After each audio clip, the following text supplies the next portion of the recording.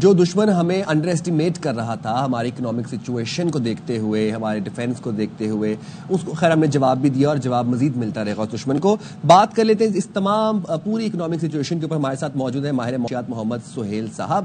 بہت شکریہ سہیل صاحب, آپ نے ہمارے پروگرام کے لیے وقت نکالا. سر, ڈیفالٹ کے دہانے سے کہا جاتا تھا کہ پاکستان ڈیفالٹ ہونے والا ہے. اب معاشی استحکام تک کا سفر پاکستان کا بڑا خوش آئند رہا اور بڑا پازیٹیو رہا. یہ غیر معمولی سفر میں اس کو کہوں گا, اور اب تو بیرن نے بھی کہہ دیا کہ یہ تو کرشمہ ہے, معاشی کرشمہ ہے. بسم اللہ الرحمن الرحیم. Thank you very much. میرا خیال میں یہ ایک بہت بڑی انڈورسمنٹ ہے, کیونکہ پہلی دفعہ ایک امریکن میڈیا فرم نے جو پاکستان میں اکانومک ریکوری ہوئی ہے, یا جس کو آپ معجزہ کہہ لیں, اس کو انڈورس کیا ہے. اور مجھے بالکل یاد ہے آج سے 2 سال پہلے مئی 2023 میں ڈسکشن ہو رہی تھی کہ پاکستان گھانا کی طرح ڈیٹ ریسٹرکچرنگ کرے گا, تو صرف ڈیفالٹ کی باتیں ہو رہی تھی.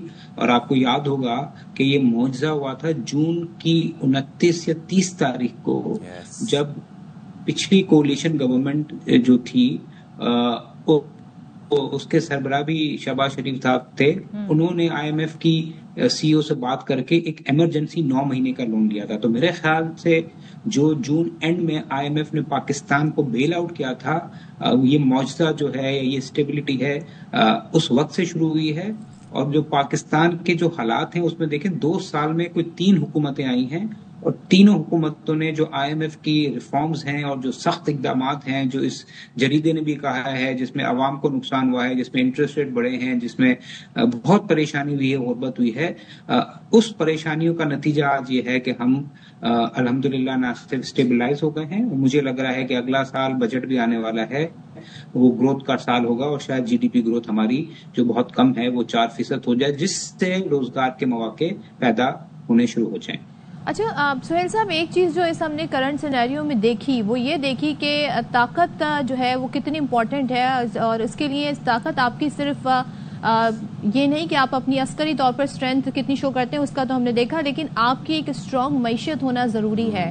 ملک میں امن ہوگا, ملک میں اور ٹرسٹ ہوگا تو سرمایہ کاری بھی آئے گی. الحمدللہ ہم نے یہ مائل اسٹون بھی اس طرح سے اچیو کر لیا کہ جو ایک ہمیں بھارت کی طرف سے دباؤ رہتا تھا, ہماری افواج نے جس طرح جواب دیا, تو آپ سمجھتے ہیں کہ جو غیر ملکی سرمایہ کار ہیں ان کا اعتماد بھی بڑھے گا, ملک میں سرمایہ کاری میں اضافہ بھی ہوگا اس ساری صورتحال میں؟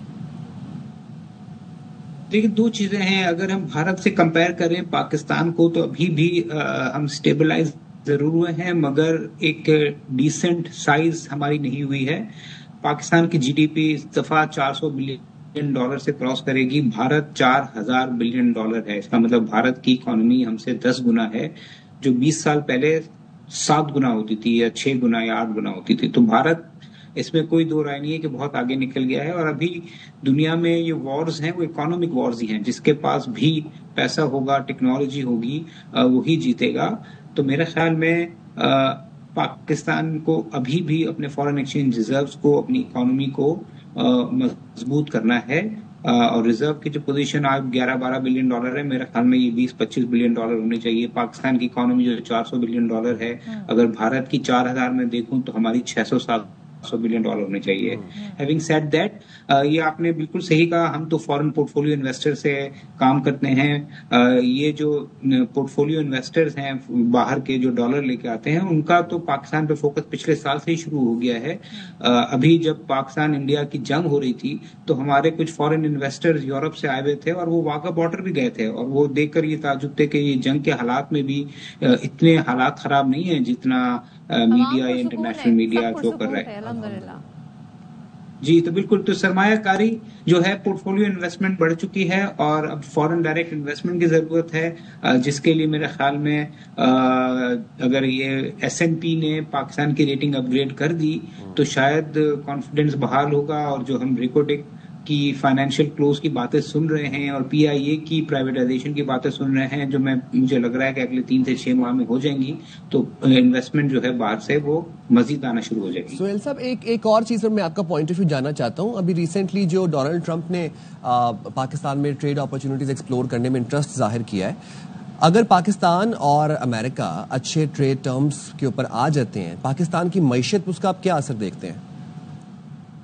دیکھیں بہت بڑا اثر ہوگا. امریکہ چاہے ہمارے ساتھ ہو نہ ہو، ہم اس کو چاہتے ہوں کہ نہ چاہتے ہوں، ایک حقیقت تو ہے کہ وہ سب سے بڑی اکانومی ہے اور اس کے پاس سب سے بڑا پاور ہے، اس کے سرمایہ کاری بھی بہت بڑی ہوتی ہے.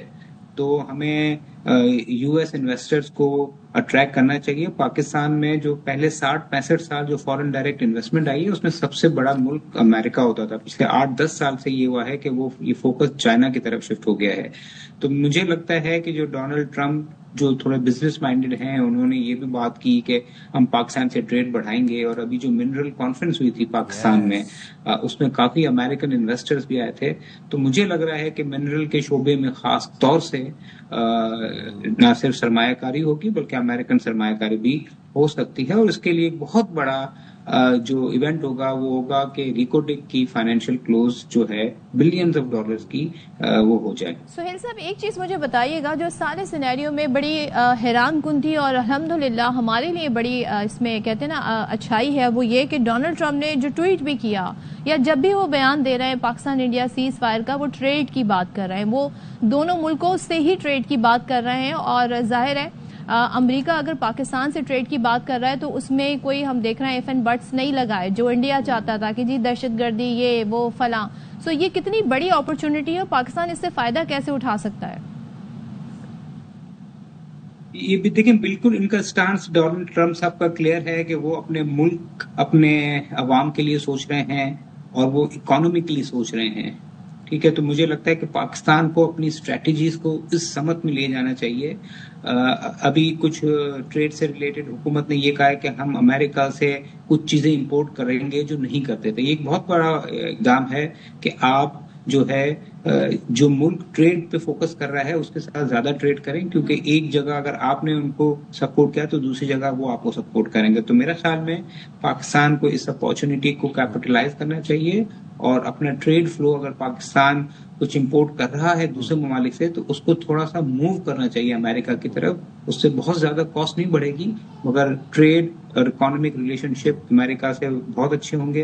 اور امریکہ پاکستان کی 75 سالہ ہسٹری میں میجورٹی آف دا ٹائم سب سے بڑا انویسٹر رہا ہے.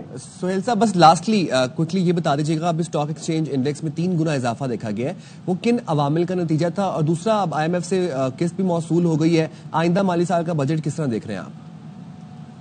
دیکھیں، جب میں آپ کو بات کر رہا تھا جون 2023 میں جب حکومت نے شہباز شریف صاحب نے IMF کی چیف سے بات کر کے ایک ایمرجنسی لون لیا تھا، اس وقت مارکیٹ 40,000 تھی، آج مارکیٹ 1,20,000 ہے.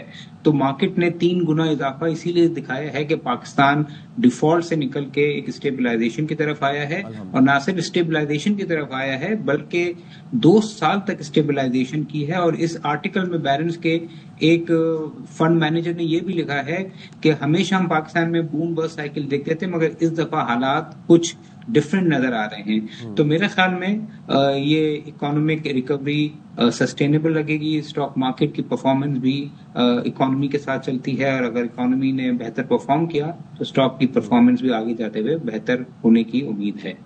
انشاءاللہ. تھینک یو سو مچ محمد سہیل صاحب.